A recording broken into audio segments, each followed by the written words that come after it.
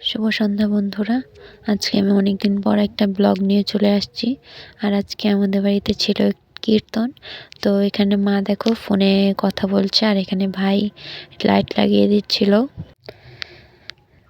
আর এই দেখো এদিকে আমার বরমশাই আমাকে একটা গোলাপ দিচ্ছে, তবে গোলাপটা আমি বলেছিলাম দেওয়ার জন্য, তাই দিচ্ছে। তাই আমি তাকে ছুঁড়ে ফেলে দিই গোলাপটা, কারণ সে নিজের থেকে যখন আমাকে গোলাপ দেবে আমি তখনই সেই নেব।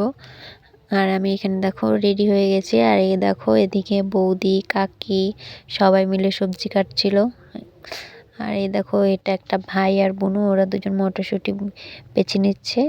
আর এই দেখো এদিকে সবাই সবজি কাটতে খুবই ব্যস্ত কাজে, আর আমি এখানে ভিডিও করতে। আর এদিকে দেখো খিচুড়ি বসিয়ে দেওয়া হয়েছে। তো আজকে আমাদের বাড়িতে খিচুড়ি আর একটা সবজি হবে। আর এই দেখো যারা কীর্তন করবে তারা চলে আসছে। আর এই দেখো ঠাকুরগুলো। আর এদিকে আমার বৌদি মশলা করে দিচ্ছে।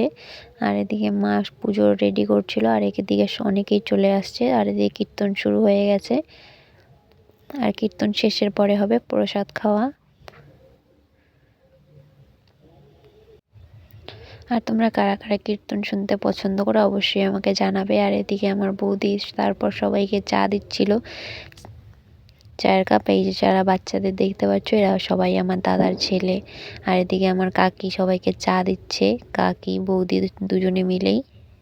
আর এ দেখো ছোট ছোট বাচ্চা সবাই চা খাওয়ার জন্য খুবই ব্যস্ত, লাল চা। তো তোমরা লাল চা কে খাওয়া অবশ্যই বলবে। আর এদিকে আমার মা এখানে চা করছিল। আর এদিকে দেখো কাকি ওরা বসে পড়েছে চা খাওয়ার জন্য, পুরো এক মগ নিয়ে বসে পড়েছে। এই দেখো কতগুলো চা খাচ্ছে, তো খাচ্ছেই।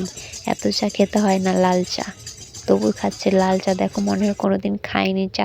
তারপর সবাই এদিকে প্রসাদ খেতে বসে পড়েছে। আর তাহলে আজকের মতো ভিডিওটা এই পর্যন্তই। ভালো লাগলে like comment share and subscribe.